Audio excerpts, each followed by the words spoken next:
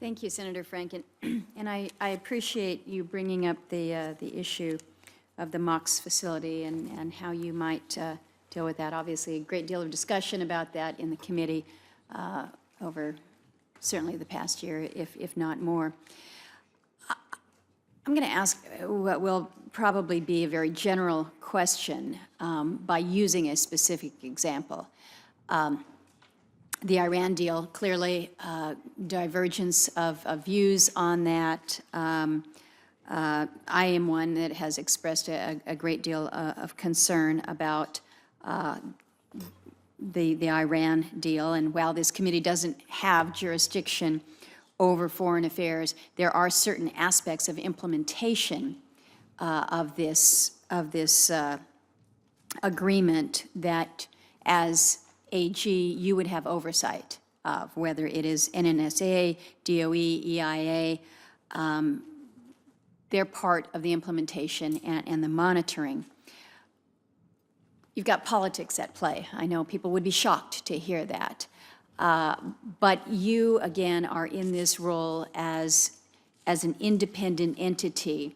How, or let me ask it broader, are you concerned that you could be in situations where the administration has clearly taken a very specific position, and given that, does it put undue political pressure on career professionals who may perhaps hold back on their own views because of the nature of the agreement, but where they sit? It's a very general question and perhaps not clearly articulated, but it is one that we deal with in our world, where how you balance the politics of an issue versus just being able to look straight forward at the facts and making sure that you, as an IG, as one who really is intent on gaining information, factual information, and moving forward recommendations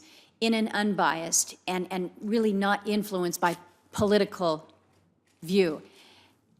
And I'm not asking you to opine one way or another on the Iran deal. I use that as an example of something that can be very politically charged. How will you navigate that? Thank you very much for the question, Madam Chairman. I think in my role already in Counsel's office as the designated agency ethics official, and if I were fortunate enough to be confirmed as Inspector General, the key here is independence and being willing to stand and to find the facts, follow the law, apply the law, and see where it goes, and without being concerned about fearlessly, and not being concerned on the outcome, no matter where it may point. To me, it's really important that an Inspector General have that, to be able to do that.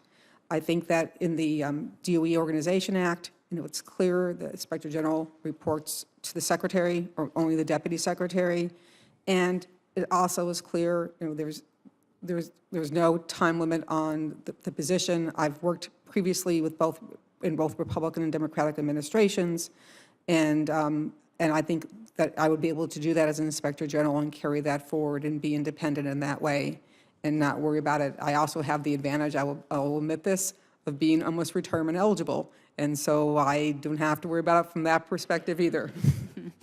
Never thought about that.